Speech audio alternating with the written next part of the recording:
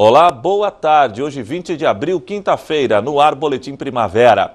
Os 31 automóveis expostos no Parque das Nações, Cincinato Naspolini e inutilizáveis da Prefeitura de Criciúma serão leiloados no próximo dia 27 de abril.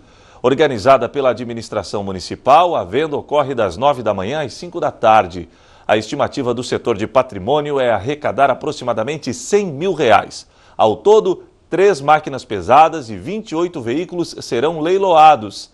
De acordo com o diretor de patrimônio da Prefeitura de Criciúma, Valmir Benevenuto Luiz, os veículos serão vendidos de maneira individual. O valor inicial varia de R$ 50 para uma Kombi 1995 a R$40 mil para uma máquina Komatsu.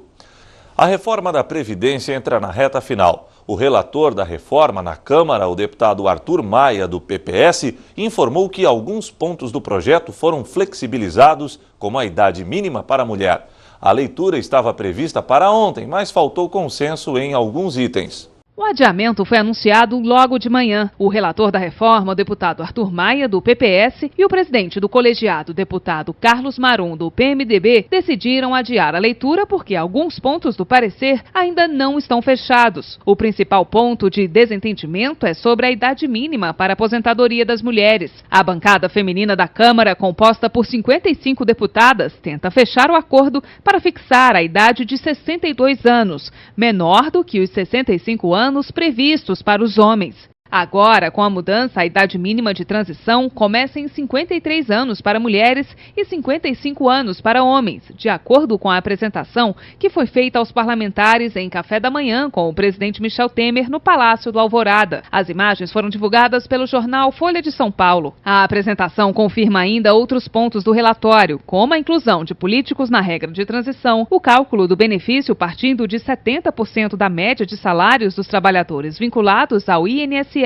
Os servidores também terão idades mínimas diferentes na regra de transição. Muitas mudanças foram feitas de última hora, após grande pressão de parlamentares. O deputado federal Paulinho da Força deixou o café da manhã com o presidente Michel Temer e deputados da base aliada, dizendo que, como representante da central sindical, não está satisfeito com o texto da reforma da Previdência apresentado nesta terça-feira pelo relator Arthur Maia. Segundo Paulinho, mesmo reduzindo a idade mínima das mulheres para 62 anos, ainda há insatisfações. Para o deputado Darcísio Peronte, do PMDB, a idade mínima de aposentadoria entre homens e mulheres deve ser igual. Como a mulher tem já 7 anos mais na expectativa de vida, né, que é 79, né, ela vai viver mais e ela está cada vez mais no mercado. Então o mundo inteiro já fez isso.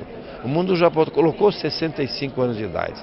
São raros países que não tem 65 anos de idade. O Brasil é um deles. Para aprovar a reforma da Previdência, o governo precisa de, no mínimo, 308 votos. O Planalto contabiliza 411 parlamentares, mas sabe que tem encontrado resistência até de partidos aliados. Por isso, vale de tudo nesta reta final para conquistar mais votos, até destravar nomeações no governo e ameaçar cortar cargos de políticos traidores. No encontro, Michel Temer reafirmou a necessidade de aprovação da reforma, o que, segundo ele, vai garantir o sistema previdenciário para as próximas gerações.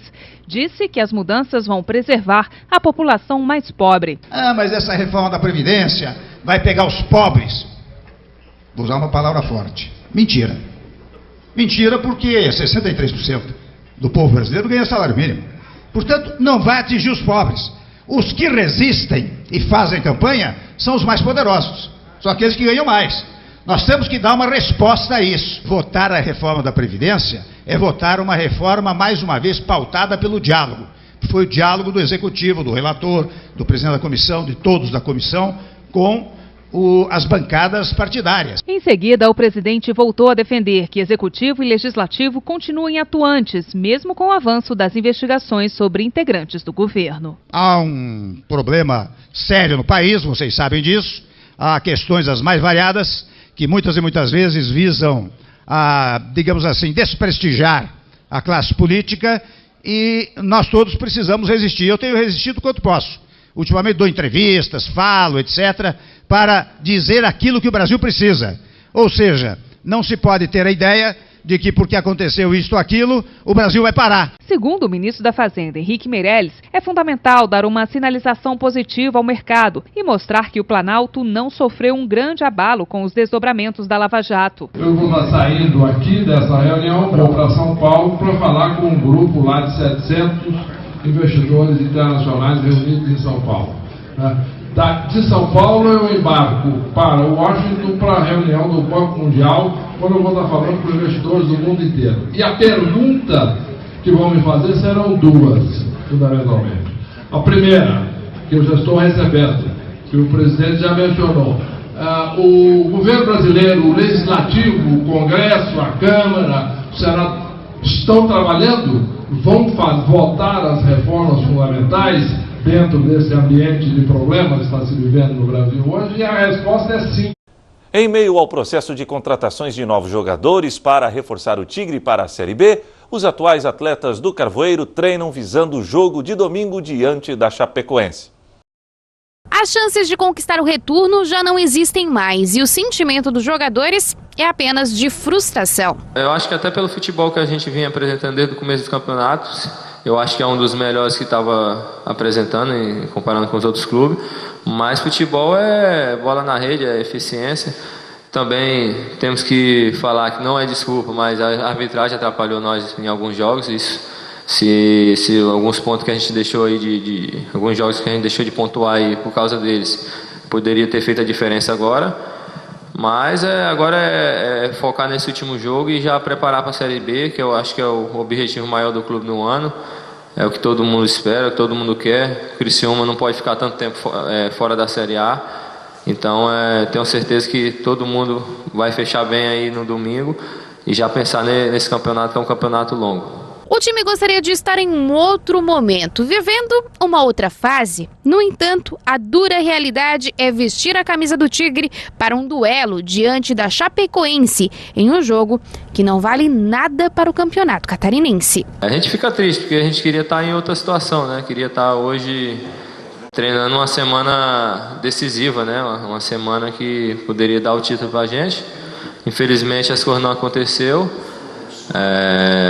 Alguns erros também prejudicou a gente, mas faz parte do futebol. A gente tem que ser profissional, tem que terminar em casa bem, e tem essa situação aí também. Então a gente está levando com seriedade esse último jogo, até porque quando a gente entra ali dentro de campo, é o nosso nome que está em jogo, é o nome do clube. Então a gente tem que ser sério sempre, independente da situação. Como eu falei, a gente fica triste, que queria estar decidindo o título, mas infelizmente não aconteceu. Bom, e o jeito é se preparar para o Brasileirão. Um atacante pensa no grupo e não coloca nenhuma meta individual. Qualquer atacante de área, ele quer brigar pela artilharia, isso é fato, né? Acho que quem tem essa missão de ser o 9 tem que brigar pela artilharia. É claro que eu nunca costumo falar de gols, até porque eu sou um jogador que faço gol, dou assistência, bastante assistência. Eu primeiro quero pensar na vitória, né?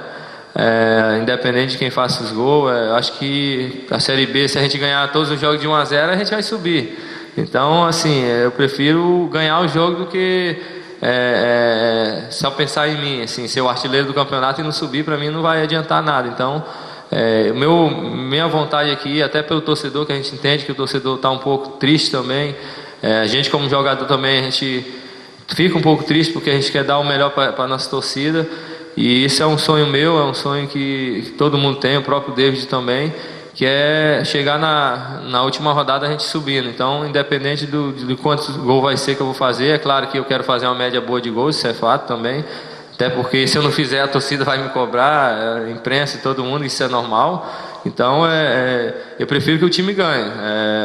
Em gols a gente vai pensando em cada jogo. O que acontecer nos jogos que vai dizer. Então, eu espero ajudar. A primeira coisa é ajudar, independente se for com gol, com passe. Eu penso primeiro na vitória. E o Boletim Primavera fica por aqui. Mais notícias daqui a pouco, às 7 da noite, no Informe Região. Até lá!